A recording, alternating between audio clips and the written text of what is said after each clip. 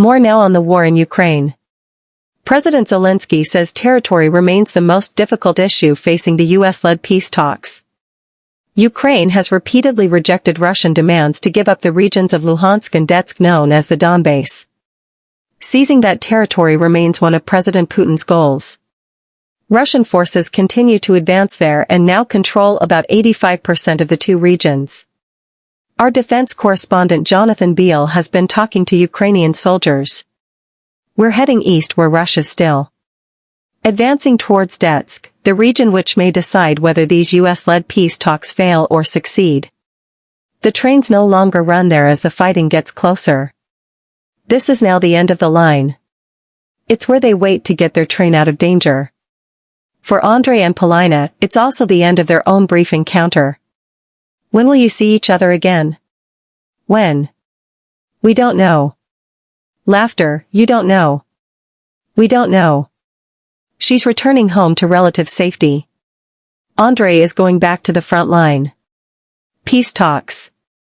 Laughter, and he doesn't see an end to the war in sight.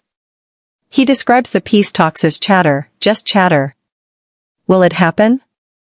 He asks. Most likely not. President Putin still wants all of the Donbas.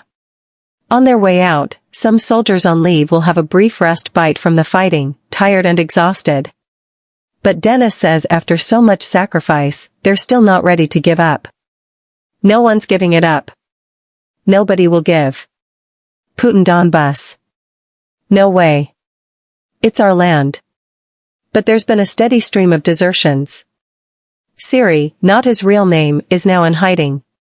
He's just one of hundreds of thousands of cases reported for desertion. An American flag, one of his few possessions. His frustrations are directed at his own side, not the US. We had no morale or fighting spirit. Even if we had enough weapons, there weren't enough people to operate them. There was. Looking likely at some stage. It will not dramatically change the dynamics of the front lines. I mean I think what is more significant is what as President Zelensky admits Ukraine could be forced to give up. Prask has been vastly destroyed now over the past few years as Russia has ground its way inside the city, but it's what Ukraine could have to give up in an unfavorable peace deal, which I think is more significant for the country, i.e. the remaining part of the eastern Donbas region which Russia mostly occupies. What is also significant is the timing of these claims. You've got the Russian Defense Ministry releasing these carefully curated videos of Vladimir Putin again in military fatigues in occupied Ukraine being briefed by his officers with the claim that 2 cities have been captured.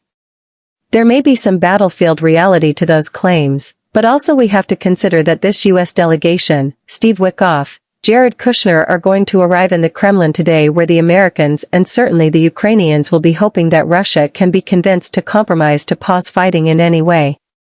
When we consider what we've just discussed with the capturing of these towns, certainly from the Ukrainian perspective, it doesn't look like Moscow is ready to put the brakes on in any way with its continued invasion of this country. And I'm just seeing that obviously Zelensky is in Ireland at the moment, still trying to maintain European support, and the Irish government is expected to approve an extra £110 million or €125 million in support for Ukraine later today, as Zelensky's been in Dublin. I mean in terms of where you think the negotiations are with seeing this key meeting in Moscow expected later, James, what is the sense there of the possibility of progress? Well, I do think out of